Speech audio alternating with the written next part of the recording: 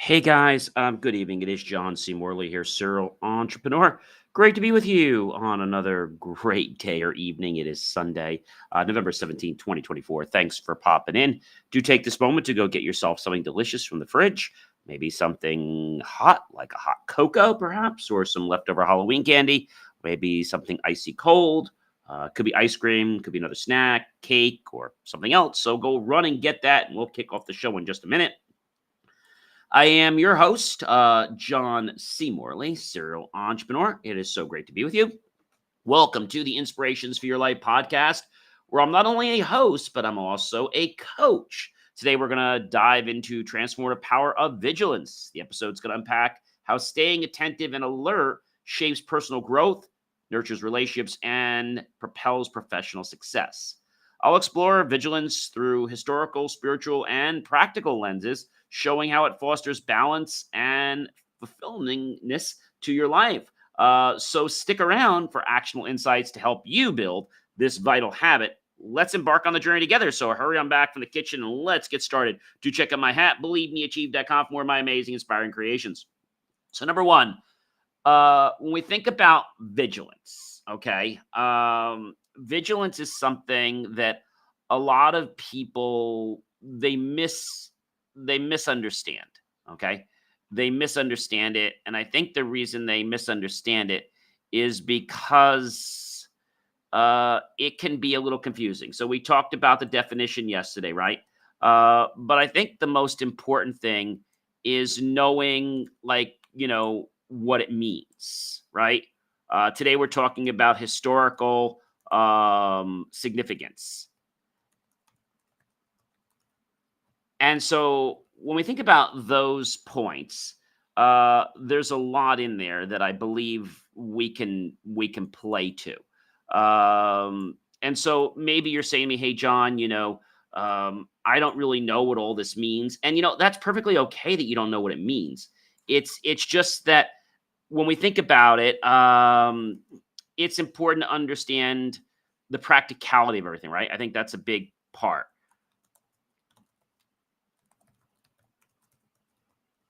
And knowing that it's a skill, I think that's something, very, very vital to understand, that it is a skill and it's a skill that you can take actionable steps on every single day. But again, it is a skill. Okay.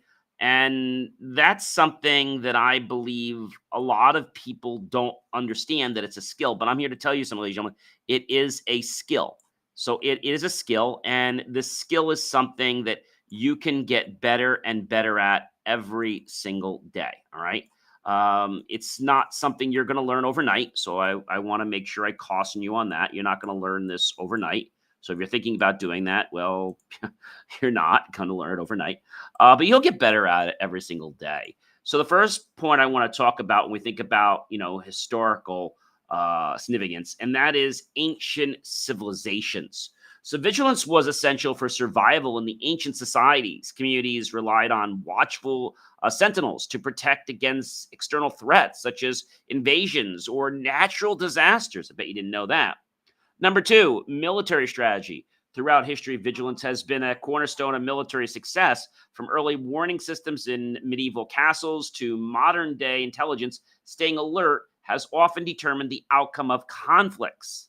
Number three, scientific breakthroughs. Historical advancements in science and technology often resulted from vigilant observation.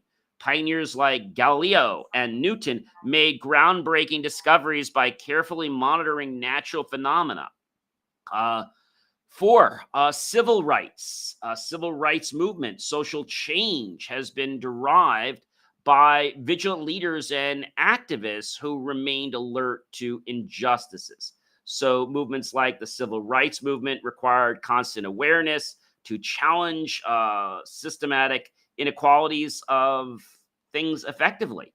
And five, economic resilience. In times of economic downturns, vigilant business people and leaders adapted by identifying emerging trends and opportunities, assuring survival and future growth. Now, I had a friend and a colleague come to me the other day and said, "John, so what do you think about who got into office for presidency?" And I said, "Well, It doesn't matter to me. He said, "What do you mean?" I said, "Well, yes, the president that got in had done a lot of great things for my business, but it doesn't matter because, see, I don't like a run my business based on who gets into office. And I don't paint a picture because this person's in office, I'm not going to make money, or because this person's in office, I'm going to make more money. I think they all have strengths, right? And they all have weaknesses. And we all know that the previous president was a little bit of a challenge. But in terms of who gets in, I mean, everything's a political debate, right? And so I think if we had the perception that we have the power, not the president, we hold the power to our fate, to our future, to our business. That's really, really, really important. And when we think about five, which is economic resilience, in times of economic downturns, vigilant businesses and leaders adapted by identifying emergent trends and opportunities, ensuring survival and future growth. So that's what success is in the world today. It's about you looking at growth. Okay. That's very, very key, guys. Very, very key. And so I want you to understand that you have more power than you think. Don't put it into the political leaders' hands or heads. You can make differences in your business if you put your head on right. And if you think about it and you take actionable steps, let's not cry over spilt milk because this person got in, that person got in. It doesn't matter who gets in, okay? We have the ability to run a successful business, to run a successful life. Don't be, crying because it's not this person, it's not that person. I was talking to another person the other day, and I said, "What do you think of the economy?" He said, "Oh, the economy's terrible." I said, "The economy's great." Well, I don't think so. So you have to realize that there are people out there that are always going to be looking to scapegoat because they want to blame it on someone else. Success does not start with other people. Success starts with you, your mindset, your heart, and your body. That's where success starts. Okay. Can other people harm or hurt you? Sure, they can. Right. But you have to be, quote unquote, vigilant to have that watchful eye, to be discerning of what's going on, deciding whether you should jump that ship and get on another one, or whether you should bear with it until it sinks so that you can help save it. I mean, you have to make these decisions. But if you asked me, "Hey, John, what does it mean to be a vigilant business owner?" And I would tell you, someone that has not only the resilience, but the strategies to keep that ship afloat and to keep that business in the black and out of the red. That's pretty cool. When we think about it in the military, vigilance has been there for a long time, and it's the really paramount of the industry of the military people.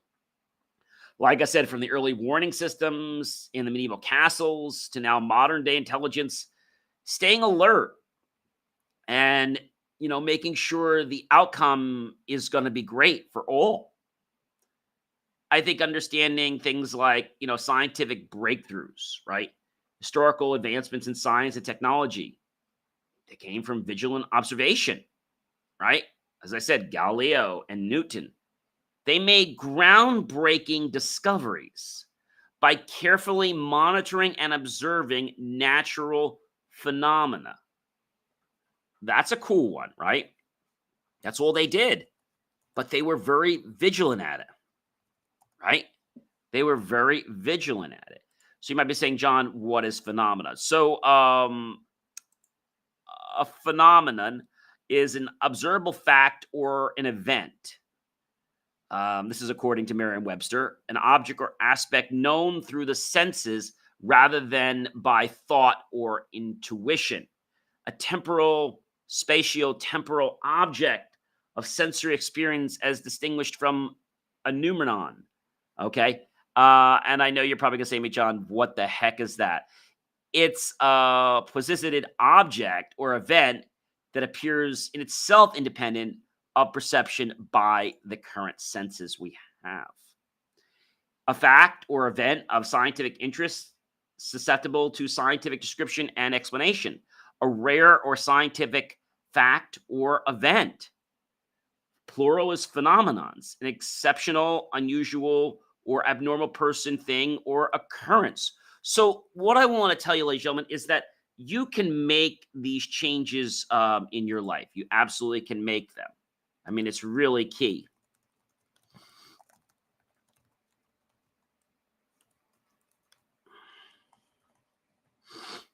What does it mean to you?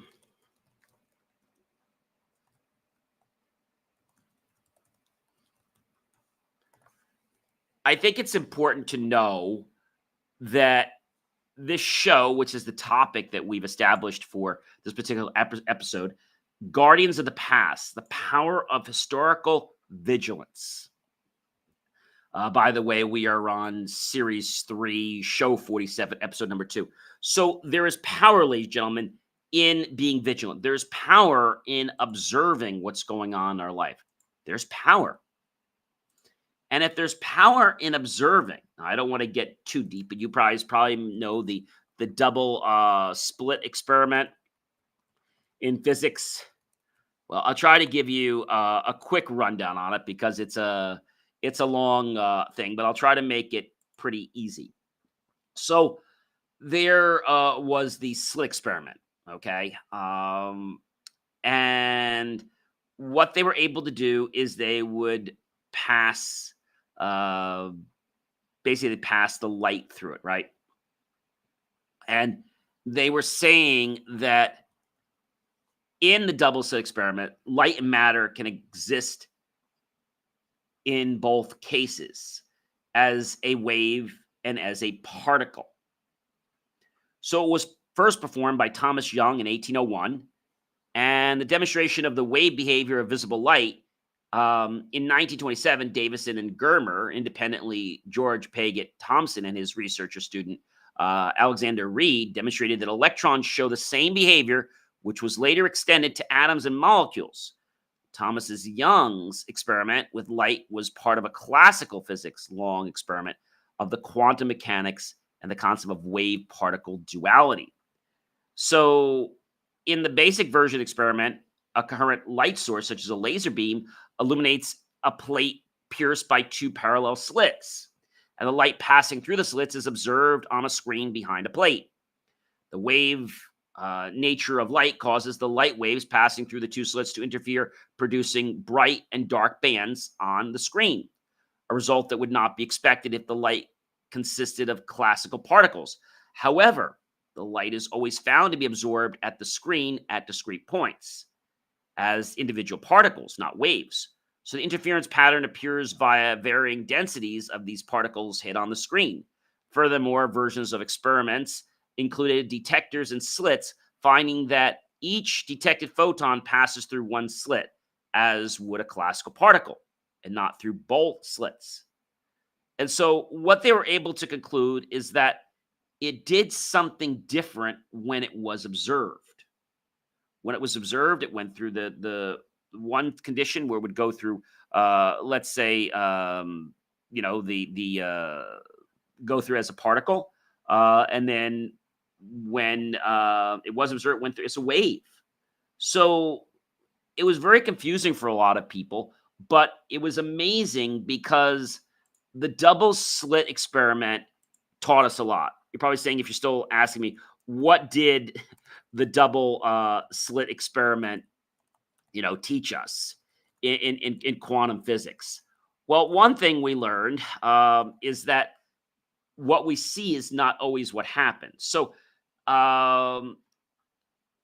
there basically was the classical version. The light source is directed at a barrier with two slits.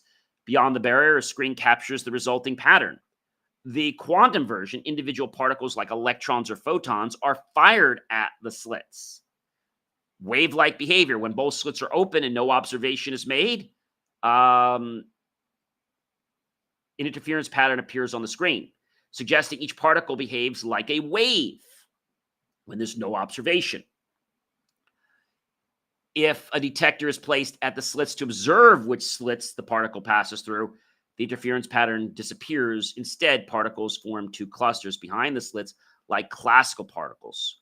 And yes, they pass through as particles. So wave-particle duality, particles can behave as waves and vice versa. The act of measuring which slit the particle passes through changes its behavior, collapsing the wave function. Quantum superpositioning, before measurement, particles exist in the superposition of the states, passing through both slits simultaneously. Philosophically, this means the experiment challenges our classical intuition about reality. It raises questions about the role of the observer in determining physical outcomes. So the conclusion is the double slit experiment reveals the fundamental mentality probabilistic nature of quantum mechanics, where particles exist in multiple states until observed, emphasizing the strange and non-intuitive behavior of the quantum world. That's a lot. Ladies and gentlemen, I am John C. Morley, serial entrepreneur. It's always such a privilege, pleasure, and honor to be with you guys. I hope you guys have an amazing, wonderful evening and the rest of your weekend. And I'll catch you guys on another Inspirations for Your Life show, or perhaps another one of my pieces of content, long or short form content. Just visit believemeachieve.com 24 hours a day to soak up some more great, powerful knowledge.